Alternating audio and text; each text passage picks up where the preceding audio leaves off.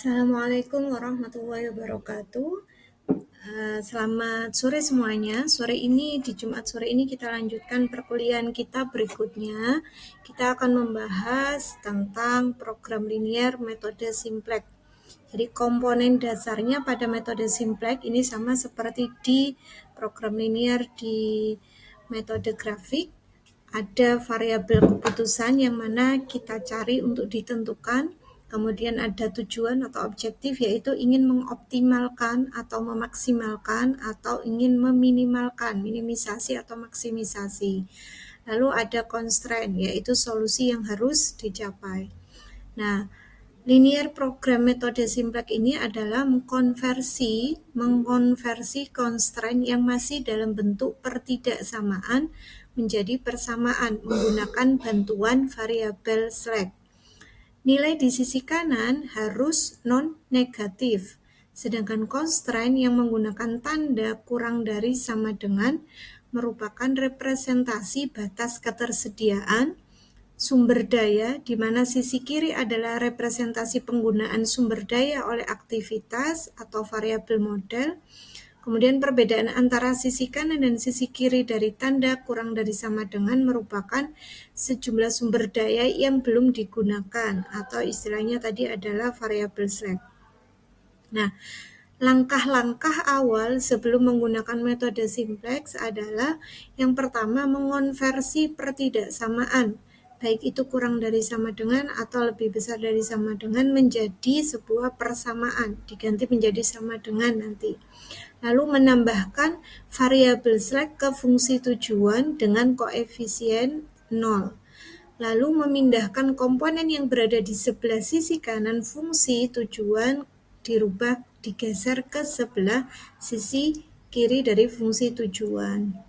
Nah, untuk mengonversi pertidaksamaan menjadi persamaan, sebuah variabel slack non-negatif ditambahkan pada sisi kiri constraint.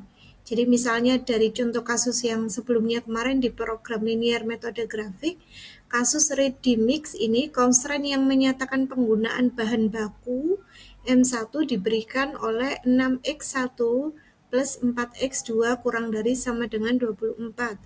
Definisikan S1, peubah S1 ini variabel S1 sebagai variabel slack dari M1, maka constraint dapat dikonversi menjadi 6x1 plus 4x2 plus S1, variabel S1, kemudian pertidaksamaannya dirubah menjadi persamaan sama dengan 24 fungsi tujuannya, di mana S1 ini harus lebih besar sama dengan 0.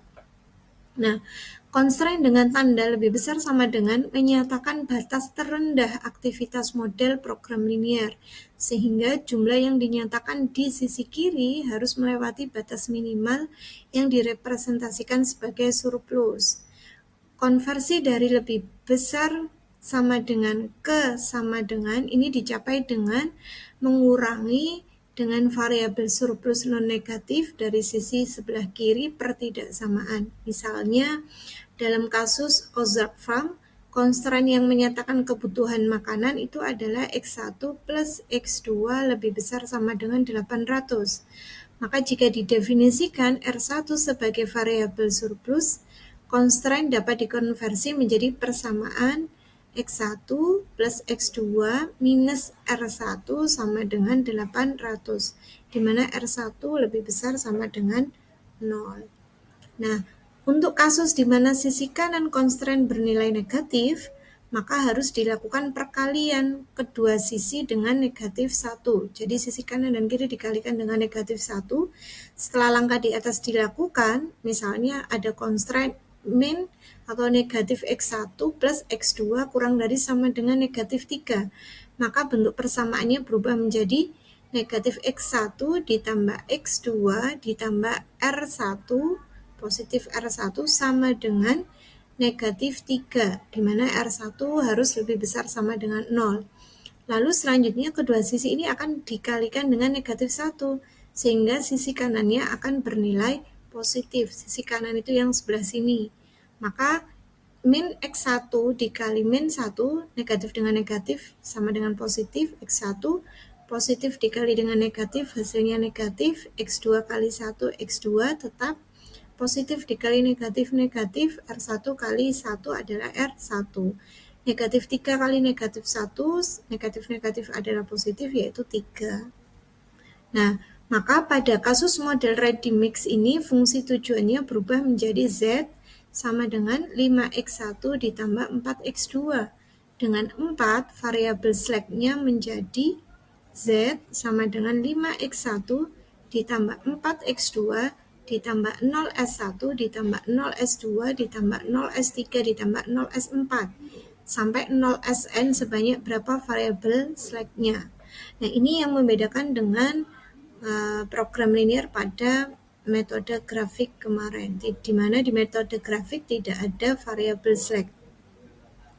Nah, untuk kasus di mana sisi kanan constraint bernilai negatif, maka harus dilakukan perkalian kedua sisi dengan negatif 1. Setelah langkah di atas dilakukan, misalnya constraint-nya negatif X1 ditambah X2 kurang dari sama dengan min 3, maka bentuk persamaannya menjadi min X1 ditambah X2 ditambah R1 sama dengan min 3, R1 harus lebih besar sama dengan 0. Selanjutnya, kedua sisi dikalikan dengan min 1 sehingga sisi kanan bernilai positif, yaitu X1 min X2 min R1 sama dengan 3. Nah, pada kasus model ready mix, fungsi tujuannya menjadi Z sama dengan 5X1 ditambah 4X2 dengan 4 variabel slack-nya menjadi Z sama dengan 5X1 ditambah 4X2 ditambah 0S1 ditambah 0S2 ditambah 0S3 ditambah 0S4. Nah, sehingga pada kasus model ready mix, fungsi tujuan berubah menjadi Z sama dengan 5X1 plus 4X2 plus 0S1 plus 0S2 plus 0S3 plus 0S4. Maka berubah menjadi Z negatif 5X1 min 4X2 min 0S1 min 0S2 min 0S3 min 0S4 sama dengan 0.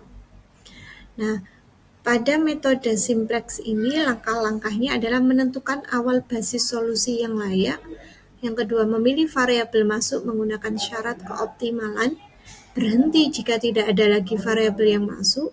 Solusi terakhir adalah solusi optimal. Jika tidak, maka dilanjutkan ke langkah yang ketiga. Di mana langkah yang ketiga ini adalah memilih variabel keluar menggunakan syarat kelayakan. Yang keempat, langkah berikutnya adalah menentukan solusi dasar yang baru menggunakan perhitungan Gauss-Jordan. Lalu nanti kembali lagi beriterasi ke langkah yang kedua.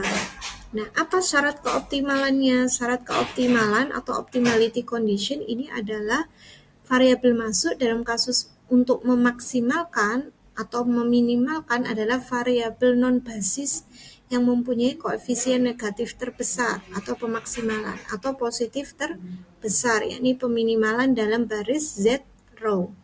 Nah, syarat optimal dicapai pada iterasi di mana semua koefisien Z row-nya dari variabel non-basis sudah tidak negatif, artinya memaksimalkan, atau tidak positif untuk meminimalkan.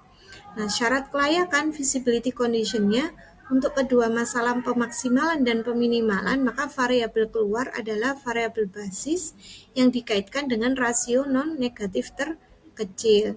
Maka nilai rasio positif terkecil menjadi baris kunci dan kolom pada fungsi tujuan, sehingga koefisien negatif terbesarnya menjadi kolom kunci. Nah, sedangkan pada model operasi baris Gauss-Jordan sendiri yaitu menentukan baris kunci, yaitu dengan mengganti variabel keluar dalam kolom basis dengan variabel masuk, lalu baris kunci baru diperoleh yaitu dari baris kunci dibagi elemen kunci. Kemudian langkah yang kedua dari operasi baris Gauss-Jordan adalah mengganti nilai baris yang lain. Nah, untuk mengganti nilai baris yang lain ini diperoleh baris baru, yaitu dengan cara baris lama dikurangi dengan koefisien kolom kunci dikali dengan baris kunci baru. Nah, itu adalah beberapa langkah-langkah pada metode simplex. Kemudian ada variabel basis. Variabel basis adalah variabel yang berkontribusi mempunyai nilai memberikan solusi yang diminta. variabel non-basis adalah variabel yang tidak berkontribusi bernilai 0 dalam pemberian solusi, di mana inisialisasi dalam metode simplex adalah variabelnya X1, X2, X3 sampai Xn adalah variabel non-basis, kemudian S1, S2 sampai Sn adalah variabel basis. Nah, sehingga dalam iterasi metode simplex, satu persatu variabel select akan berubah menjadi variabel non-basis. Kenapa? Karena keluar dari solusi dasar atau variabel keluar, dan variabel keputusan akan berubah menjadi variabel basis karena masuk ke basis solusi atau variabel masuk. Nah, di sini ada contoh kasus perusahaan Ready-Mix memproduksi cat interior dan eksterior dari dua bahan baku, yaitu bahan baku M1 dan M2. Lalu di sini ada tabel informasi mengenai kebutuhan bahan baku, ketersediaan, dan keuntungannya. Hasil survei pasar menunjukkan bahwa kebutuhan per hari untuk cat interior itu tidak boleh melebihi cat eksterior, yaitu tidak boleh lebih dari 1 ton. Juga kebutuhan harian maksimalnya untuk cat interior adalah maksimalnya 2 ton. Maka di sini Ready-Mix ingin menentukan jumlah optimal atau jumlah terbaik produk antara cat interior dan cat eksterior dengan memaksimalkan total keuntungan hariannya. Di mana diketahui cat eksterior untuk bahan baku M1-nya butuh 6, M2-nya butuh 1 dalam bentuk ton. Keuntungannya diperoleh 5 kali 1000 berarti 5.000. Kemudian cat interior dengan bahan baku per tonnya adalah M1 4 dan M2 2. Keuntungannya adalah 4 kali 1000 berarti 4.000, di mana kapasitasnya 24 untuk M1, untuk M2 adalah 6, dan untuk keuntungan di sini adalah Z. Nah, maka ini kita asumsikan, analogikan dalam bentuk model matematik dari persoalan tadi. Ya, jadi di sini bahan baku M1 6 dan 4 tadi, 6x1 plus 4x2. Lalu untuk M2 adalah 1x1 dan 2x2, di mana ada variabel basis tadi yaitu S1 dan S2. Nah, di sini lebih detailnya. Nanti ini ketika kita offline saya akan menjelaskan lebih rincinya ya. Karena ini nggak bisa kalau kita kerjakan di online. Nah, nanti silakan teman-teman membaca, menyimak dulu dari PPT yang sudah saya share. Kemudian nanti jika ada yang belum paham bisa ditanyakan, dan mudah-mudahan di minggu berikutnya ada waktu untuk offline sehingga kita bisa membahas perhitungannya secara offline. Itu saja dari video penjelasan materi saya di sore hari ini. Saya akhiri. Assalamualaikum warahmatullahi wabarakatuh.